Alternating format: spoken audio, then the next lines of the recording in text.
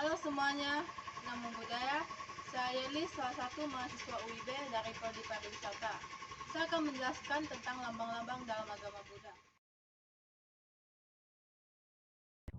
Buddha Rupang atau patung Buddha yang terdapat pada sebuah altar memiliki arti dan makna untuk menyatakan rasa hormat dan terima kasih kepada Sang Buddha, Guru Agung kita yang telah memberikan ajarannya yang berupa dhamma kepada semua makhluk. Menghormati kepada Buddha Rupang tidak sama dengan menyembah kepada patung Buddha. Penghormatan ini simbolis dari perilaku kita yang bertekad akan meneladani perilaku dan menjalankan ajaran-ajaran beliau. Penghormatan kepada Buddha Rupang seperti simbol penghormatan bangsa Indonesia kepada bendera merah putih. Bukan menghormati kain merah dan putihnya, tetapi menghormati keberanian para pahlawan yang telah memperjuangkan kemerdekaan dan kesucian tekad para pahlawan tersebut, sehingga kita juga bertekad untuk mempertahankan kemerdekaan dan kedaulatan bangsa dan negara kita yang telah direbut dengan banyak pengorbanan oleh para pahlawan kita. Kita bertekad meneladani semangat para pahlawan bangsa. Di samping itu, Buddha Rupang kita jadikan pula sebagai objek perenungan dalam meditasi. Kita merenungkan perilaku dan sifat-sifat beliau untuk meneladani dan melaksanakan semua ajaran Buddha. Pada mulanya, stupa merupakan gundukan peringatan berbentuk setengah bola. Belakangan ini, gundukan ini menjadi monumen yang dikeramatkan. Menurut legenda, bentuk tersebut berasal dari petunjuk Buddha Sakyamuni yang memperlihatkan kepada siswanya bagaimana cara membangun stupa dengan benar. Dalam legenda ini, Buddha mengambil 3 lembar jubahnya, melipatnya hingga membentuk bujur sangkar, lalu diletakkan di atas tanah yang saling bertumpuk satu sama lain.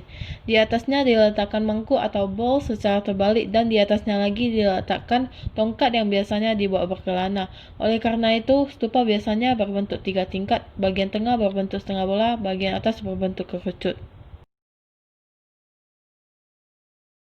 Pohon Bodhi menghasilkan udara segar.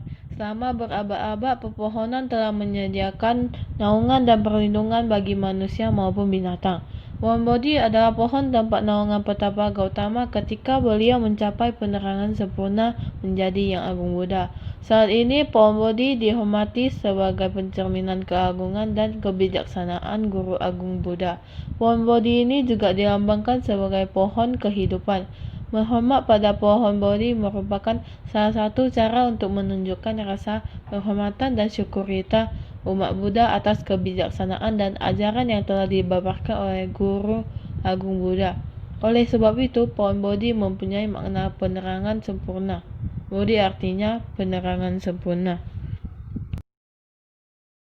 Bendera Buddhis terdiri dari 5 warna, yaitu biru artinya bakti, kuning artinya bijaksana, merah artinya cinta kasih, putih artinya suci, jingga artinya semangat. Bendera Buddhis berasal dari aura Buddha yang dipancarkan dari tubuh Buddha, baik yang melingkar di belakang kepala maupun yang menyelubungi tubuhnya. Aura tubuh Buddha dalam bahasa Pali disebut Buddha resmi atau Bhema-paba. Aura Buddha terdiri dari 6 macam, yaitu Nila, Pita, Lohita, Odatta, Manjeta, dan Pabasura. Aura tubuh Buddha muncul pertama kali setelah mencapai penerangan sempurna di Huta Uruvela pada tahun 588 sebelum Masehi. Ketika itu beliau berusia 35 tahun. Warna aura tubuh Buddha tersebut dijadikan sebagai bendera Buddhis untuk menandakan kembali kebangkitan agama Buddha di Ceylon. Swastika merupakan simbol kuno yang telah digunakan oleh berbagai budaya untuk melambangkan kehidupan, matahari, kekuasaan, kekuatan, dan keberuntungan. Begitu pula dalam tradisi ajaran agama Buddha. Swastika melambangkan hal-hal yang baik dan positif. Selain itu, swastika juga merepresentasikan jejak kaki Guru Agung Buddha atau Buddha pada. Swastika kerap kali digunakan sebagai tanda atau ikon dalam sebuah teks Buddhis. Di Republik Rakyat Cina dan di Jepang, swastika digambarkan sebagai simbol kemajemukan, kebahagiaan, kesejahteraan, dan umur yang panjang. Saat ini, swastika masih digunakan sebagai tanda istimewa pada patung-patung, Guru Agung Buddha, dan wihara-wihara. Air merupakan simbol dari kerendahan hati. Dikatakan demikian karena air selalu mencari tempat yang lebih rendah dimanapun mengalir. Sifat air adalah dapat membersihkan noda, menjadi sumber kehidupan manusia, dapat menyelesaikan diri dengan semua keadaan, selalu mencari tempat yang lebih rendah, meskipun kelihatan lemah tetapi dalam keadaan tertentu dapat bangkit menjadi tempat yang dahsyat. Dupa merupakan simbol dari keharuman nama baik seseorang. Bau wangi dupa yang dibawa angin akan tercium di tempat yang jauh, namun tidak dapat tercium di tempat yang berlawanan dengan arah angin. Begitu juga dengan perbuatan manusia yang baik akan diketahui oleh banyak orang. Tetapi perbuatan tidak baik dimanapun berada juga akan diketahui oleh orang lain. Dupa yang harum mewangi akan tersebar ke segenap penjuru arah. Demikian juga dengan nama harum seseorang akan menyebar ke seluruh penjuru. Lilin merupakan simbol dari penerangan yang menerangi jalan yang akan dilalui siapa saja untuk mencapai tujuan. Lilin juga melambangkan suatu pengorbanan diri yang tulus. Sebagaimana dapat dilihat dengan nyata, lilin yang disulut dan meleleh merelakan tubuhnya habis terbakar untuk memberikan penerangan. Lilin juga merupakan lambang dari kehidupan yang pada suatu ketika akan padam atau mati seperti padamnya lilin yang telah habis terbakar. Bunga adalah lambang ketidakkekalan suatu benda di alam semesta ini.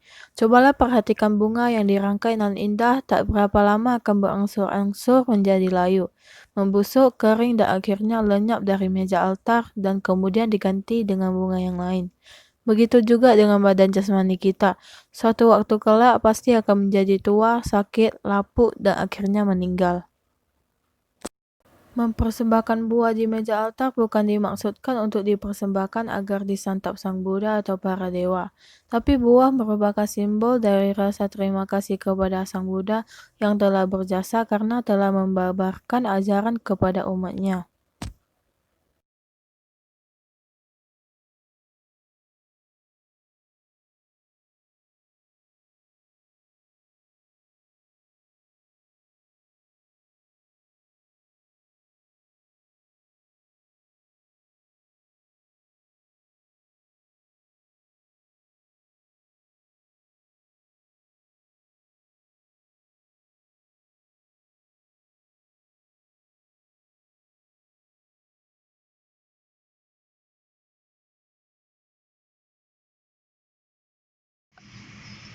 Demikian penjelasan dari saya. Sekian dan terima kasih. Namo Buddhaya.